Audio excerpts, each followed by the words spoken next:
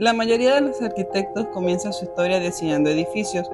Philip Johnson comenzó de una manera muy diferente. Primero aprendió a observar, analizar y comprender la arquitectura antes de construirla. Esa forma de mirar el diseño marcaría toda su trayectoria y explicaría por qué nunca permaneció fiel a un solo estilo. A lo largo de su carrera, pasó del movimiento moderno al posmodernismo. Diseñó algunas de las obras más influyentes del siglo XX y abrió debates que aún hoy siguen presentes en la arquitectura contemporánea. En este episodio recorreremos esa evolución a través de sus edificios más representativos. Más que conocer su biografía, intentaremos entender cómo pensaba, por qué cambió tantas veces de rumbo y qué legado dejó a las generaciones de arquitectos. Bienvenidos a Philip Johnson, Arquitectura sin Límites. Philip, muchas personas creen que desde joven soñabas con diseñar edificios. Sin embargo, tu camino fue muy distinto. ¿Cómo comenzó realmente tu interés por la arquitectura? En realidad, nunca imaginé que sería un arquitecto desde el principio. Estudié filosofía en la Universidad de Harvard porque me interesaba comprender cómo las personas interpretan el mundo y cómo las ideas transforman la sociedad. Durante años tuve la oportunidad de viajar a Europa y ahí conocí edificios que cambiaron por completo mi manera de entender el espacio. Descubrí que la arquitectura podía comunicar ideas, emociones y formas de vivir, incluso sin utilizar palabras. Fue entonces cuando comprendí que un edificio podía convertirse en una obra cultural capaz de representar su época. Antes de diseñar un solo edificio, ya estabas estudiando y analizando la arquitectura. ¿Qué fue lo que más llamó tu atención de ese recorrido en Europa? Me impresionó la forma en la que algunos arquitectos estaban rompiendo con los modelos tradicionales. En el lugar de decorar los edificios con elementos históricos, buscaban espacios más simples, funcionales y adaptados a las necesidades de la vida moderna. Conocí el trabajo de los arquitectos como Le Corbusier, Walter Gropius y especialmente Mies van der Rohe. Ellos demostraban que la belleza podía surgir de las proporciones, los materiales y la claridad del diseño, sin necesidad de recurrir al exceso del ornamento. Aquella visión transformó completamente mi forma de entender la arquitectura. En ese momento todavía no diseñabas edificios, pero ya estabas aprendiendo a observar de una manera muy diferente. ¿Crees que esa experiencia fue el verdadero inicio de tu carrera?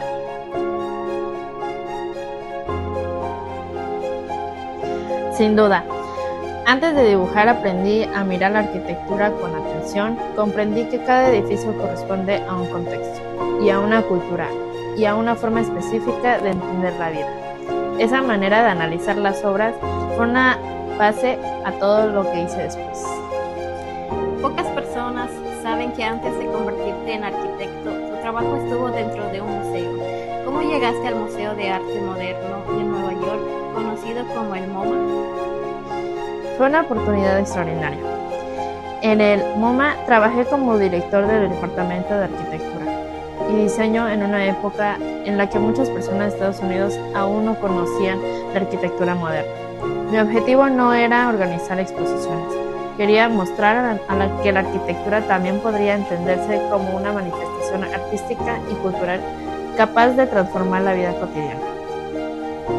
Uno de los momentos más importantes de esa etapa fue la exposición The International Style, organizado junto con Henry Russell Hitchcock en 1932. ¿Por qué fue tan importante? Porque permitió presentar al público estadounidense una nueva forma de hacer arquitectura.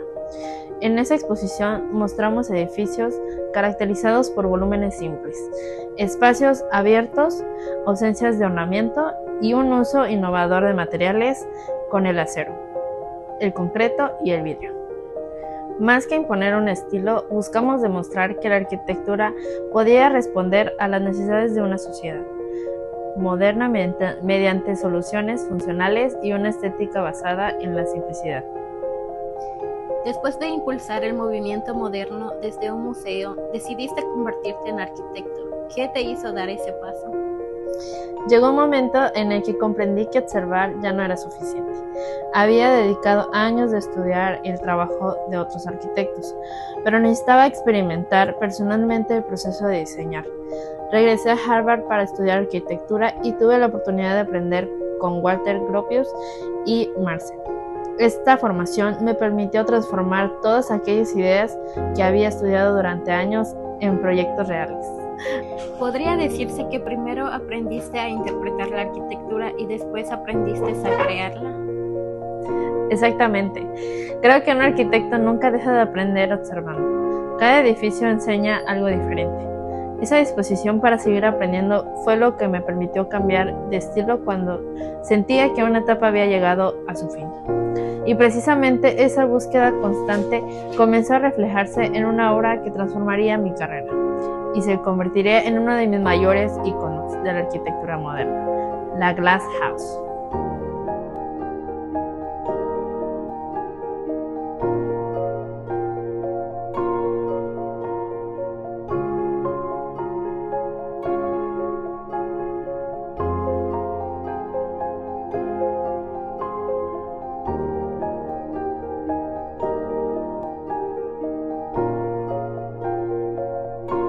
Cuando vemos la Glass House, muchas personas piensan inmediatamente en la influencia de Mies van der Rohe. ¿Qué representó él para ti? El Glass House nació de una pregunta muy simple. ¿Qué pasaría si elimináramos casi todos los muros de una vivienda? Quería crear una casa donde el paisaje formara parte de la experiencia cotidiana. En lugar de separar el interior del exterior, buscaba que ambos espacios se integraran visualmente. El vidrio permitió borrar ese límite, aunque la estructura protegía a quien vivía dentro. La sensación era la de estar permanentemente conectado con la naturaleza. Uno de los aspectos más interesantes de esta casa es el mobiliario y la distribución interior, que cobran un papel muy importante, ya que prácticamente no existen divisiones. ¿Cómo resolviste esta situación? Mies fue uno de los arquitectos que más influyó en mi formación. Admiraba su gran capacidad para poder resolver los edificios que son muy pocos elementos y lograr una gran elegancia. Sin embargo, la Glass House no pretendía ser una copia de sus obras. Fue mi manera de poder explorar esas ideas y adaptarlas a un contexto diferente. Aprendí mucho de él, pero también necesitaba encontrar mi propia voz como arquitecto. Más allá de su apariencia, la Glass House cambió la forma en que muchas personas entendían una vivienda.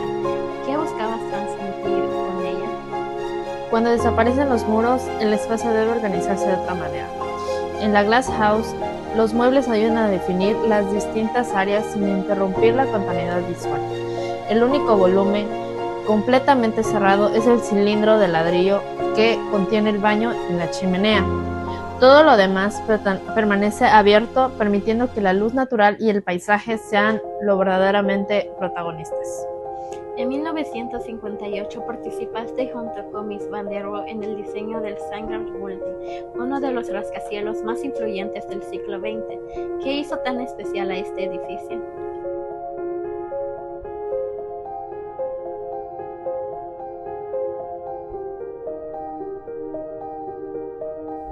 Quería demostrar que la arquitectura podía generar una experiencia diferente de habitar. No se trataba únicamente de construir una casa bonita, me interesaba que quien la recorriera percibiera el paso de las estaciones, la variación de la luz y la relación constante con el entorno. En este proyecto comprendí que la arquitectura también puede emocionar a través de la simplicidad. Algo que suele llamar la atención es que el edificio no ocupa todo el terreno disponible. En lugar de eso, deja una gran plaza pública frente a la vista. ¿Por qué fue una decisión tan importante? El Chagrán representó la posibilidad de llevar los principios del movimiento moderno a un edificio corporativo de gran altura. Cada decisión buscaba transmitir orden, claridad y proporción. La estructura de acero, el vidrio color bronce y la plaza abierta frente al edificio, formando parte de una misma idea, demostrando que un rascacielos podría integrarse con la ciudad sin importar sobre ella. Además de su diseño, el Singram Building es considerado un ejemplo de precisión en el uso de los materiales. ¿Qué importancia tenía esos detalles para ti? En aquella época, lo habitual era construir hasta el límite del terreno. Nosotros hicimos lo contrario. Decidimos retirar el edificio de la línea de la calle para crear un espacio abierto que permitiera apreciarlo desde cierta distancia y al mismo tiempo ofreciera un lugar de encuentro para las personas. Hoy parece una decisión común, pero en ese momento fue una propuesta innovadora que influyó en muchos proyectos posteriores. Después del proyecto como la Glass House y el Singram Building, muchos pensaban que continuarías diseñando únicamente edificios modernos. Sin embargo, ocurrió algo inesperado. Comenzaste a cuestionar las mismas ideas que habías defendido durante tantos años. ¿Por qué sucedió ese cambio? Muchísima.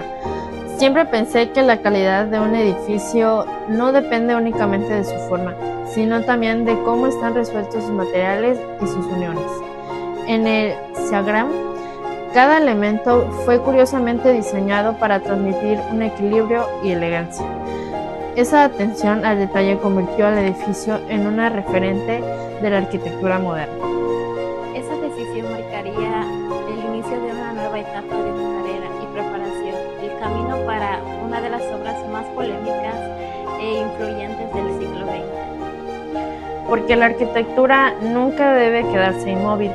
Durante muchos años admiré profundamente el movimiento moderno, pero con el tiempo sentí que algunas de sus propuestas comenzaban a rendirse demasiado. Muchos edificios se parecían entre sí y la creatividad empezaba a desaparecer. Entonces comprendí que había llegado el momento de explorar nuevos caminos. No significaba rechazar todo lo aprendido, sino aceptar que la arquitectura evolucionaba junto con la sociedad. Philip, después del éxito del Glass House y del Singram Building, muchos arquitectos habían seguido el mismo camino. Sin embargo, tú decidiste cambiar. ¿Qué te hizo pensar que era momento de buscar algo diferente? Porque la arquitectura no se puede quedar estancada. El movimiento moderno había aportado grandes ideas: funcionalidad, claridad estructural y nuevos materiales, pero con el paso del tiempo sentí que muchos edificios comenzaban a parecerse igual. La creatividad estaba siendo sustituida por reglas. Como arquitecto siempre creí que cada época necesitaba nuevas formas de expresarse. ¿Ese cambio fue inmediato o fue una sucesión poco a poco? Fue un proceso gradual. En proyectos como el Sheldon Museum y Amon Carter, y más adelante la Crystal Cathedral, empecé a experimentar con nuevas formas, materiales y composiciones. No abandoné completamente el lenguaje moderno, pero sí comencé a buscar edificios con mayor identidad y capacidad de poder comunicar emociones. Uno de los momentos más recordados es la parte superior del edificio, conocido como el Fronton Chippendale. En su momento generó muchas críticas. ¿Por qué decidiste incorporarlo? Nunca vi los estilos arquitectónicos como reglas que deberían seguirse para siempre. Para mí eran herramientas. Si una idea dejaba de responder a las necesidades de su tiempo, había que tener valor para replantearla. Creo que un arquitecto debería evolucionar constantemente.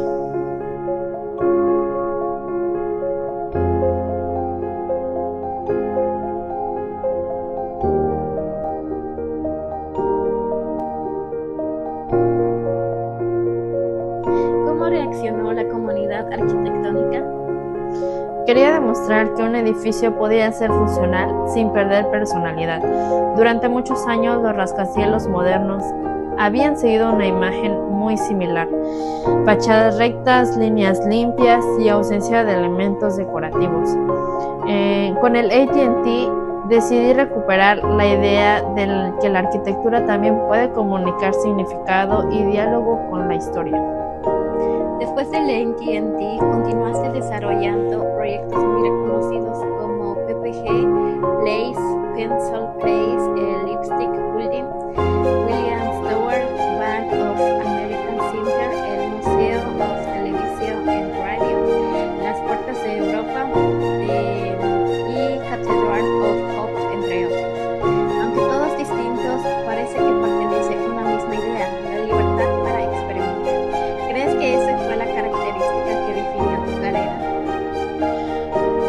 quería romper con la idea de que todos los edificios debían verse igual. Ese remate hacía referencia a un mueble clásico diseñado por Thomas Chipertale. No era una copia del pasado, sino era una reinterpretación que intentaba reflexionar sobre la relación entre la arquitectura contemporánea y la historia. Sabía que sería una decisión polémica, pero también entendía que la arquitectura debía avanzar cuando se atreve a cuestionar lo establecido. Esa búsqueda constantemente convirtió tu trayectoria en una de las más influyentes y también de las más debatidas de la arquitectura contemporánea. Pues las opiniones fueron muy diversas. Algunos consideraban que el edificio representaba una renovación necesaria para la arquitectura. Otros pensaban que rompía con los principios del movimiento moderno. Sin embargo, el debate confirmó que la arquitectura sigue siendo un medio para poder expresar ideas y provocar reflexión. A veces un edificio importante no es lo que genera consenso, sino el que invita a discutir hacia dónde debe evolucionar la disciplina. Philip, después de más de 5 décadas de trabajo, tu nombre aparece en los libros de historia como una de las figuras más influyentes en la arquitectura del siglo XX. En 1979 recibiste un premio Pritzker, considerado el máximo reconocimiento para un arquitecto. ¿Qué significó ese momento para ti? Sí, nunca debe ser recordado por un solo edificio ni por un único estilo. Preferí asumir el riesgo de cambiar, aprender y explorar nuevas posibilidades antes de que se repita una fórmula que ya conocía. Creo que la arquitectura debe responder a las personas, a la ciudad y a su tiempo. Cuando deja de hacerlo, pierde su capacidad de transformar la manera en la que vivimos. A pesar de esos reconocimientos, también existen aspectos de tu vida que siguen siendo motivo de debate, especialmente posturas de tu juventud. Hoy, cuando se habla de tu legado, esos temas también forman parte de la conversación. ¿Cómo consideras que deben abordarse? Fue un honor muy importante, pero nunca lo vi como una meta en mi carrera. Para mí fue el verdadero reconocimiento, siempre fue tener la oportunidad de seguir diseñando y continuar aprendiendo. La arquitectura cambia constantemente y un arquitecto también debe de hacerlo. Si creemos que ya lo sabemos todo, dejamos de evolucionar. Esta reflexión nos recuerda que la obra de un arquitecto puede admirarse y estudiarse sin dejar de analizar críticamente su contexto histórico y sus decisiones personales. Más allá de esas decisiones, tus edificios siguen siendo objeto de estudio en universidades de todo el mundo. Si pudieras dejar un mensaje a quienes hoy estamos comenzando la carrera de arquitectura, ¿cuál sería? La historia nunca debe ocultarse. Como cualquier persona, tomo decisiones de las que después tuve que reflexionar profundamente. Es importante reconocer los errores y entenderlos dentro de su contexto, pero sin justificar aquello que estuvo mal. Creo que las nuevas generaciones deben analizar la historia de manera crítica. Solo así es posible aprender de ella y construir tu futuro. La historia de Philip Johnson demuestra que la arquitectura está en constante transformación. A lo largo de su carrera pasó de difundir el movimiento moderno desde un museo a diseñar obras emblemáticas como el Glass House y el Ingram Building. Más tarde cuestionó esas mismas ideas y abrió el camino al posmodernismo con el ambiente, demostrando que un arquitecto puede inventarse sin dejar de forzar el desarrollo de la disciplina. Su trayectoria nos enseñó que la arquitectura no es estética, evoluciona junto con la sociedad, con la tecnología y con las personas que lo habitan. Como estudiante de arquitectura, este recorrido nos invita a comprender que diseñar no significa únicamente construir edificios, también implica observar, investigar y cuestionar y proponer nuevas formas de entender el espacio. Más allá de las opiniones que pueda generar su figura, Philip Johnson dejó la lección que sigue vigente. La creatividad nace cuando nos atrevemos a solucionar. Muchas gracias por acompañarnos en este episodio de Philip Johnson, donde la arquitectura sin duda, la evolución de un arquitecto a través de sus obras. Les diría que nunca permitan que un estilo limite su creatividad. Aprendan de los grandes arquitectos, estudien la historia y comprendan las necesidades de las personas, pero no tengan miedo a cuestionar lo establecido. La arquitectura no consiste en repetir fórmulas, consiste en encontrar nuevas maneras de responder a los desafíos de cada época. Un arquitecto deja de crecer cuando deja de aprender. Nos hace una pregunta muy simple. ¿Qué pasaría si elimináramos casi todos los muros de una vivienda?